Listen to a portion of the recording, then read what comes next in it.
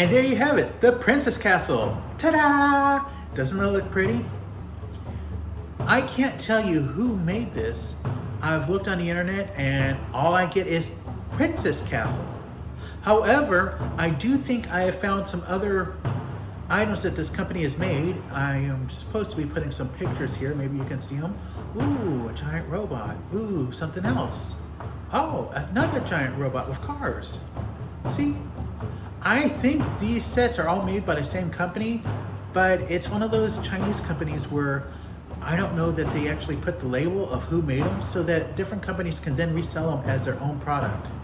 I found these listed under 5 different names as the people who were selling them, but no one actually really claimed that they were the ones who made it.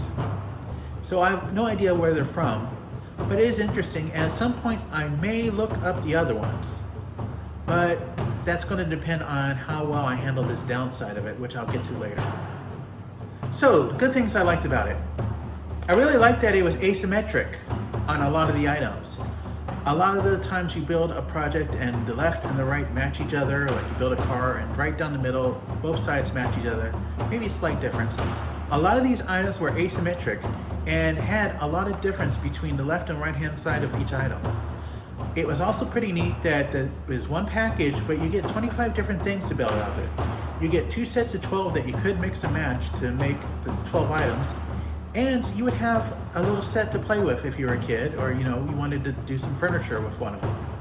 Or you can combine them all together to make the Princess Castle, which is the last video. So I also found the colors pretty neat, and set A I found really interesting in what I could build. Most of the items when I built them, I could see instantly what they were, and they looked great.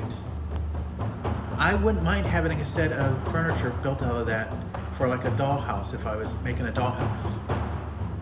It was neat that some of them, there was like an outdoor fire pit, there was an ice cream shop, there was a big variety, including a bed and a couch. On the downside, the second set was a bit of a letdown. Most of the items, maybe I could guess what they were, but I wasn't quite sure. So there was a bit of ambiguity in what I was building. Another downside was in the first set, there was a part where you built a windmill, and maybe it's cultural, but there were 4 vanes on that windmill, and they each had a 90-degree bend on them, and it was, let's say, a popular symbol from 1940 Germany. Yeah, so when I built it, I didn't quite build it the same way because I did not want to put that on my video. I'm sure they didn't mean it as such, but yeah, I started building, I'm looking at the instructions, I'm like, no, I'm not going to do that. Another thing I didn't like is you could tell these are not Legos. They had a trouble getting together at times, they had trouble coming apart at times. At times you'd get them together and they'd fall apart. It was really hard to work with these. This says it's for a 5-year-old kid, and it is very inventive. I'm sure a 5-year-old would enjoy it, except I don't know that they would have the dexterity needed to work with these pieces. Some of them were just very hard to get together.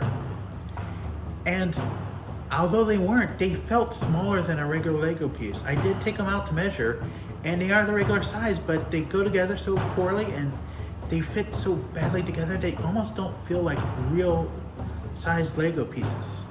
The castle you end up building about them is a lot smaller than you would expect it to come out of. It's a lot smaller than you expected it to be. And there were times where it had some very interesting parts like the vines going up the side, but they became a problem because you had to put pressure to get the pieces to stick together, and because other parts didn't fit together, you'd go to grab one side of the house to put a vine on and you push it and you push your hand through a wall and then have to rebuild it. So that was a bit of a downer. Also, the flying snowman was freaky. You'll see in the pictures, maybe I'll put it back over here as well.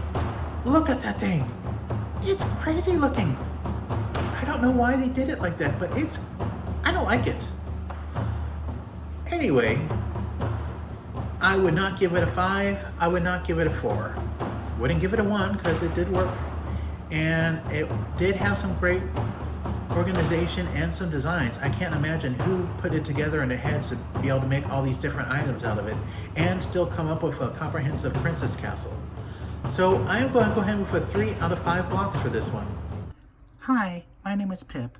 My grandma works really hard on her videos, so you should like, subscribe, and comment. If not, you might get the teeth when I finally wake up. Bye.